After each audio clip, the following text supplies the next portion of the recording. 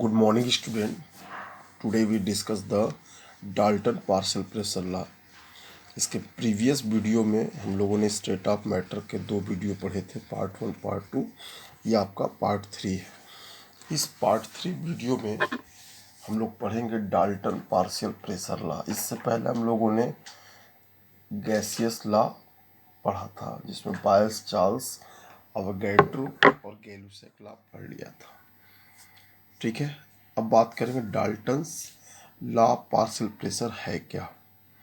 According to this law कि the total pressure exerted by mixture of non-reactive gases is equal to sum of the partial pressure of individual gas.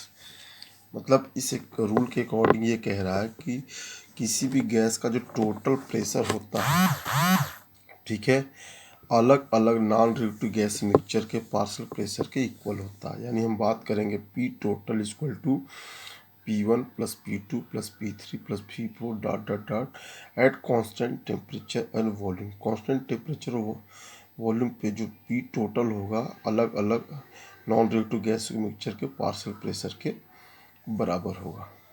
ठीक है, अब देखिए हम बात करते हैं partial pressure in the term of mole fraction, कि जो पार्शियल प्रेशर है वो मोल फ्रैक्शन के टर्म में क्या होगा.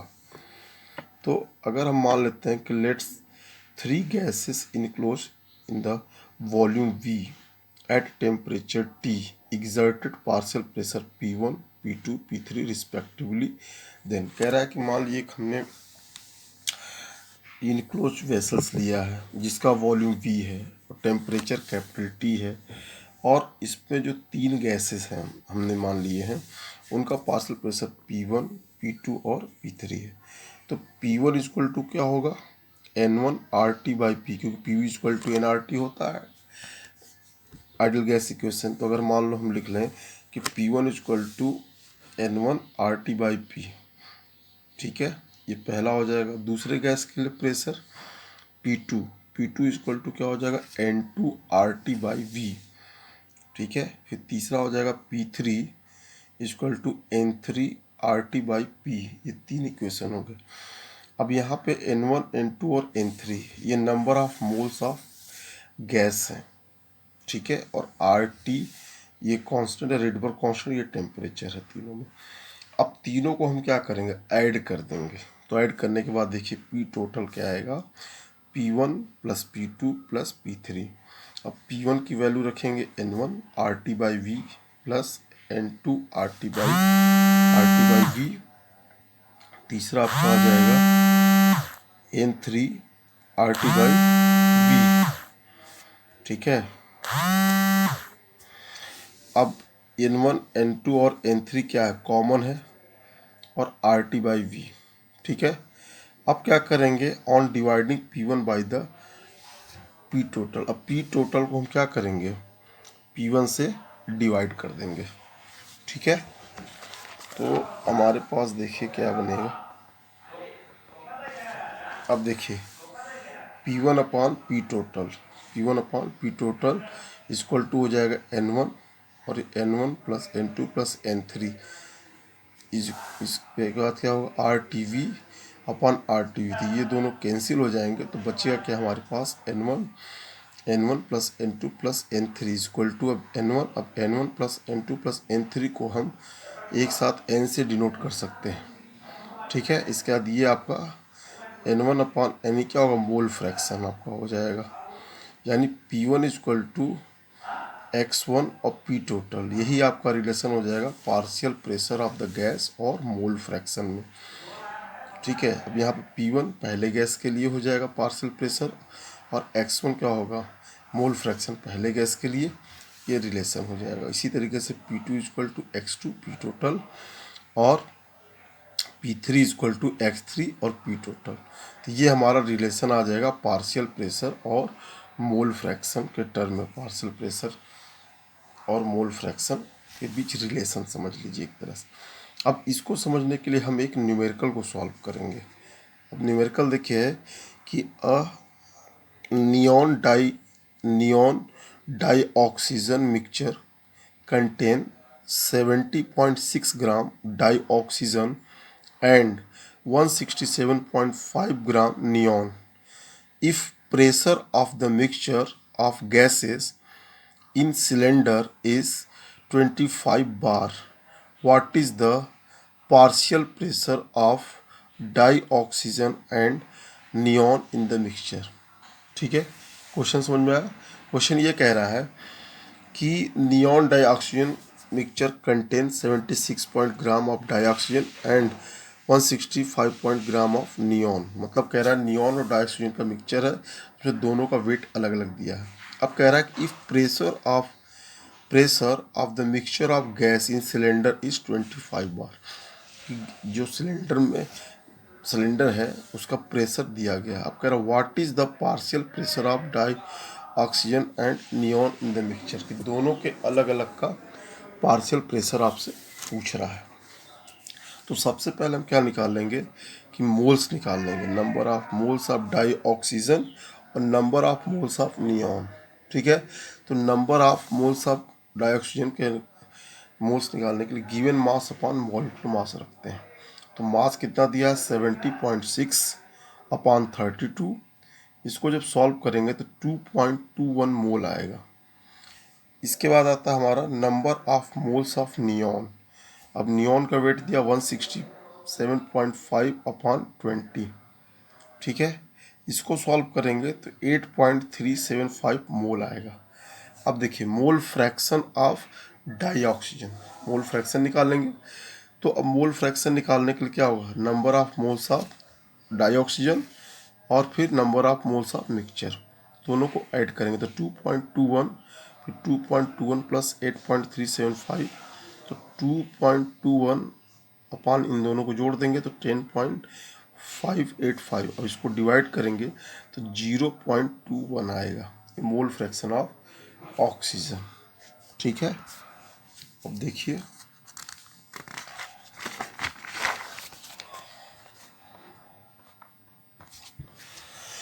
अब क्या है कि मोल फ्रैक्शन ऑफ नियॉन।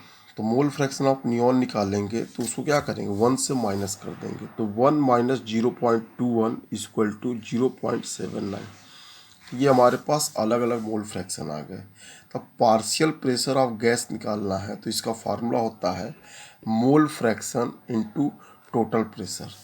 तो अब ऑक्सीजन के लिए निकालेंगे अगर पार्शियल प्रेशर तो PO2 इक्वल टू 0.21, ये मोल फ्रैक्शन है, इंटू 25, ये टोटल प्रेशर। इसको मल्टीप्लाई करेंगे तो 5.25 बार आएगा।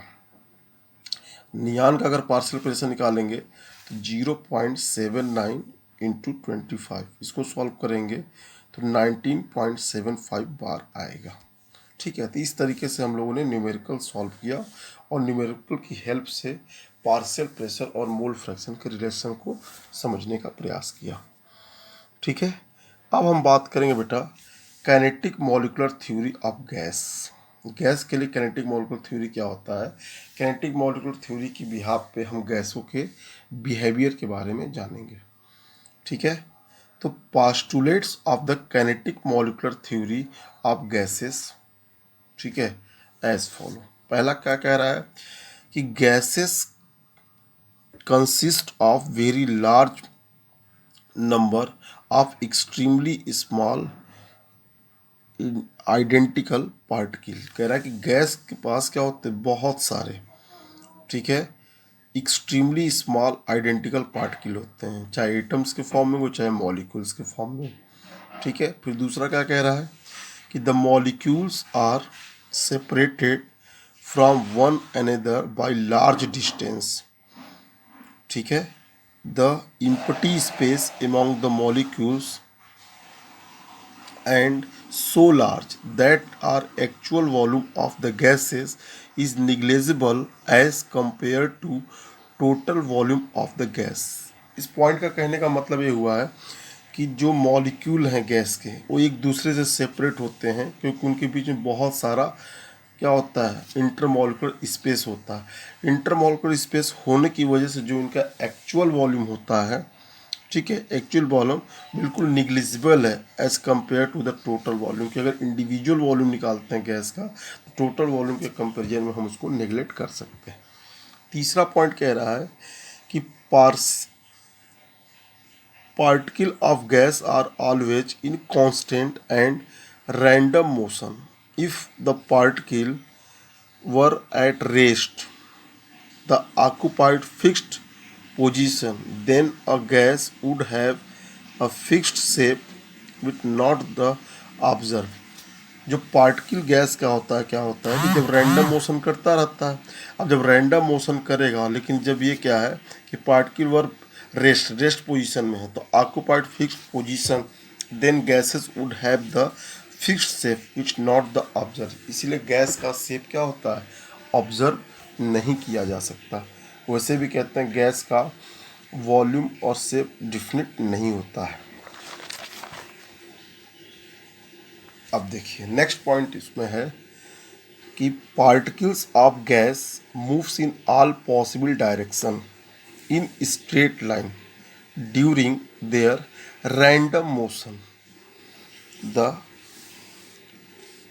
collides collides with each other and with the walls of the container pressure is exerted by gas as a result of collision of particle with the wall of the container। कह रहे हैं कि particle जो gas के होते हैं वो all possible direction में मूव करते हैं in straight line direction during this random motion. अब जब ये मूव करते हैं, the collides with each other and with the walls of container pressure is exerted, कि जब ये मूव करते हैं रैंडमली मोशन तो एक कंटेनर के वॉल पे एक प्रेशर डेवलप करते हैं।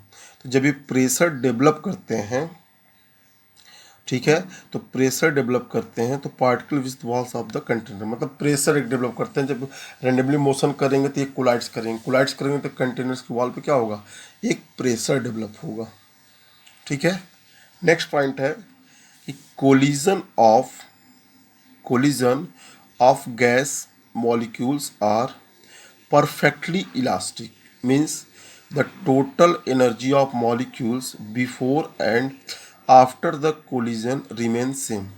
अब collision of gas molecules are perfectly elastic का मतलब ये होता है कि before the collision of energy of molecule, after the collision of energy of molecules will be remain same।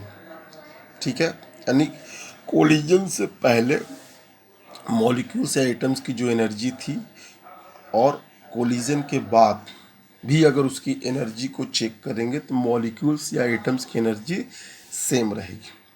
Clear है।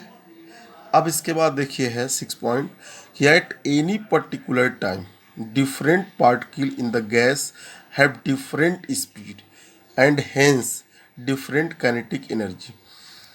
कह रहा है कि किसी पर्टिकुलर टाइम पे अगर हम चेक करें कि different particle in the guys have different speed, कि जो गैस मूव कर रहे हैं किसी पर्टिकुलर टाइम पर देखेंगे तो हर गैस की अपनी एक स्पीड होती है।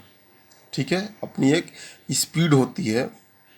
तो जब उनकी स्पीड अलग अलग होती है तो उनकी काइनेटिक एनर्जी भी क्या होती है, अलग अलग होती है। किसी पर्टिकुलर टाइम पे बात कर रहा है। ठीक है।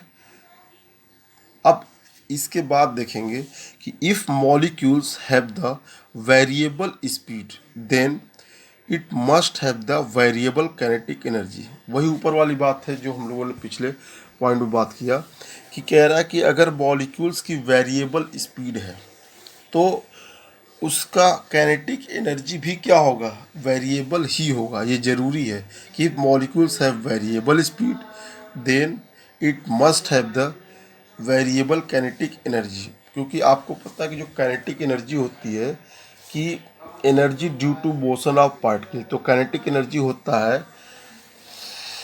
k equal to half mv² होता है। ये सबको पता है कि जब वो एनर्जी जो मूवमेंट की वजह से होता है, ठीक है ना, मूवमेंट की वजह से होता है, तो उसी को हम बोलते हैं क्या, काइनेटिक एनर्जी। तो इस तरीके से हम लोगों ने पढ़ा kinetic energy of gaseous molecule. Kinetic energies के बिहाफ पे या काइनेटिक थ्योरी के बिहाफ पे हम गैसों के बिहेवियर को हमने क्या किया, स्टडी किया। ठीक है, बात समझ में आई। तो ये सारे पॉइंट आपको लिखने पड़ेंगे। अगर आपसे पूछे कि kinetic theory of gaseous molecules अगर मान लीजिए पूछता है, तो ये सारे पॉइंट्स आपको डिफाइन करने होंगे। ठीक है स्टूडेंट, थैंक यू। आज बस इतना ही, बाकी नेक्स्ट क्लास में होगा। Thank you.